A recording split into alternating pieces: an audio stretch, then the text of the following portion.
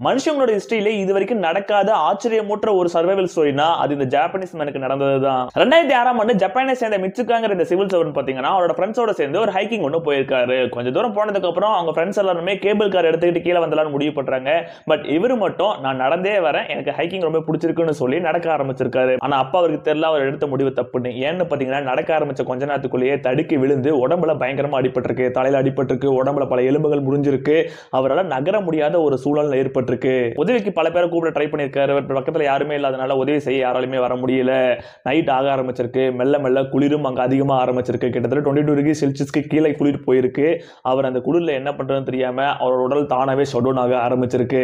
சரியா ஒரு 24 நாள் கழிச்சு ஒரு ரெஸ்கியூ டீம் அவர் அந்த இடத்துல கண்டுபிடிக்கிறாங்க. கண்டுபிடிச்சு அவர் உடம்ப செக் பண்றப்ப அவர் உடம்புல பல ஃபெயிலியர் நடந்திருந்தாலும் அவருக்கு இன்னும் உயிர் இருந்திருக்கு. டக்குனு டாக்டர்கிட்ட கொண்டு போய் இவருக்கு தேவையான முதலுதவி எல்லாமே செஞ்சிருக்காங்க.